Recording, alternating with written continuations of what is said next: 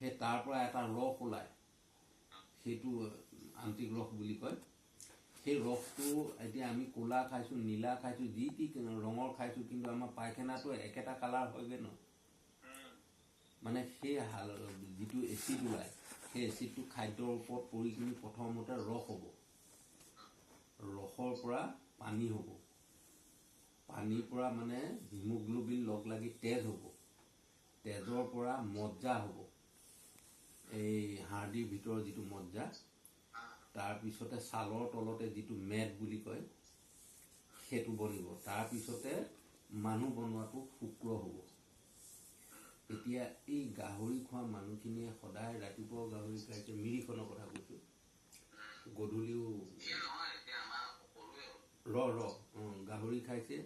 এতিয়া খোৱাৰ পাছত সেই গাহৰিৰ পৰাই শুক্ৰটো জন্ম হৈছেগৈ ন, মানে লাষ্ট যিটো হ'বগৈ সেইটো শুক্ৰ হ'বতো। তেতিয়া সেই শুক্ৰত যিটো ল'ৰাৰ জন্ম হ'ব, ল'ৰা জন্ম হ'ব, তেতিয়া সি গাহৰি লিখীয়া মানে ব্যৱহাৰ কৰিব। যেনে তাৰ চুলিবোৰ খাৰা খাৰা হ'ব, গাহৰিক এবাৰ মাতিলে নাহে, আৰু মিলোৱাবোৰ এবাৰ কথা ক'লেতো শুনিব জানো, নুশুনে নহয়। ঠিক তেনেধৰণে এই বস্তুটো মানে কাৰণ কেলে খাদ্যটোৰ ওপৰতে মানে নিৰ্ভৰ কৰে।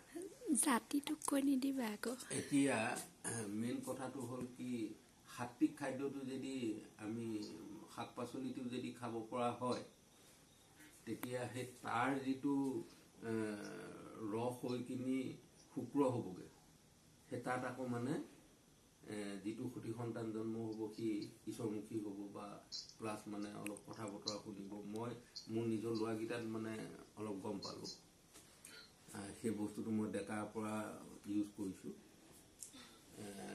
তেতিয়া মানে এবাৰ ক'লে মানে সিহঁতে আৰু দ্বিতীয়বাৰ ঘূৰাই কথা নকয়।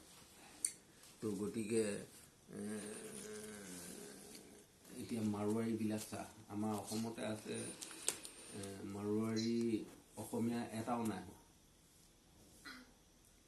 আৰু মাৰোৱাৰী খাদ্যটোৰ কাৰণে মানে সিহঁত সদায় মাৰোৱাৰীয়ে হৈ থাকিল। এতিয়া এটা দুটাই খাইছে,